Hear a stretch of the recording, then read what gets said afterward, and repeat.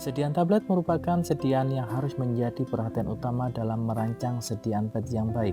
Karena dalam sediaan tablet ini mempunyai banyak faktor yang harus diperhatikan, khususnya masalah-masalah yang sering terjadi pada tablet.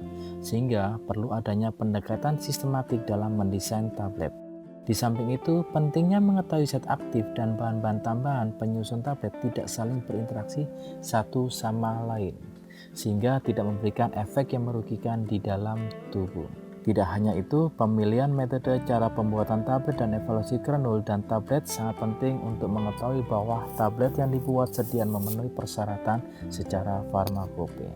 Proses pembuatan sediaan ini berdasarkan karakteristik, sifat fisika dan kimia dari bahan aktif. Formulasi pembuatan tablet tidak hanya mengandung zat aktif saja, namun juga diperlukan zat tambahan yang dapat mendukung stabilitas tablet tersebut.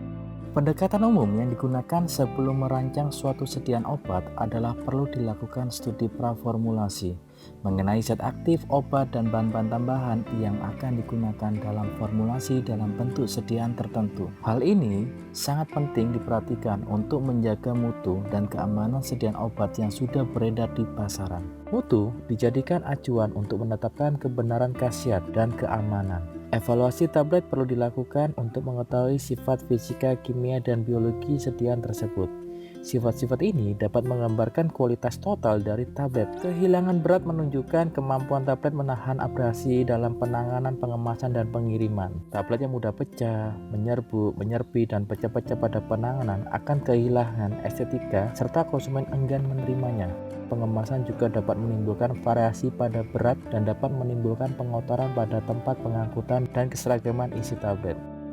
Untuk meminimalkan permasalahan selama proses pembuatan hingga proses pengemasan, perlu dilakukan uji kerapuhan tablet.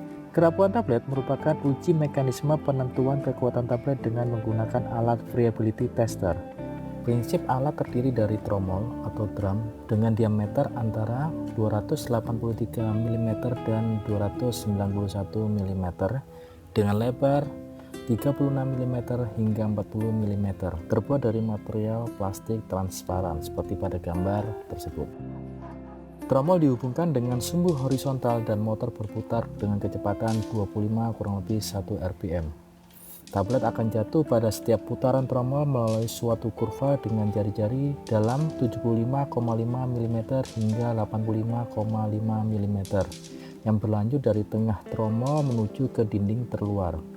Jadi, pada setiap putaran tablet akan berputar atau menggelinding dan jatuh pada dinding tromol atau bertindihan antara satu tablet dengan tablet yang lain. Biasanya setiap pengukuran menggunakan 10 tablet kecuali bila berat 0,65 gram atau kurang dari yang digunakan 20 tablet untuk pengujian. Sesudah 100 putaran, sampel tablet dievaluasi menggunakan cara penimbangan. Jika pengurangan massa total tablet lebih dari 1%, maka tablet gagal memenuhi uji variabilitas. Pada umumnya, pengujian dilakukan satu kali. Jika terjadi keretakan atau pembelahan atau tablet pecah, maka sampel dinyatakan gagal memenuhi uji. Ini adalah cara dalam uji kerapuhan. Yang pertama adalah silakan ditimbang 20 tablet, kemudian dimasukkan dalam variabilator, lalu jalankan alat dengan 100 putaran selama 4 menit dengan kecepatan 25 rpm per menit. Setelah selesai, bersihkan tablet dan timbang semua tablet setelah perlakuan. Hitung persentase kerapuhan tablet dengan menggunakan rumus persentase variabilitas sama dengan W0 kurangi W1 per W0 dikalikan 100%. Ini adalah contoh data yang didapat bobot tablet sebelum ditimbang atau W0. Kurang lebih adalah 3.999 mg. Bobot tablet yang sudah diberikan perlakuan didapatkan berat 3.980 mg sebagai W1.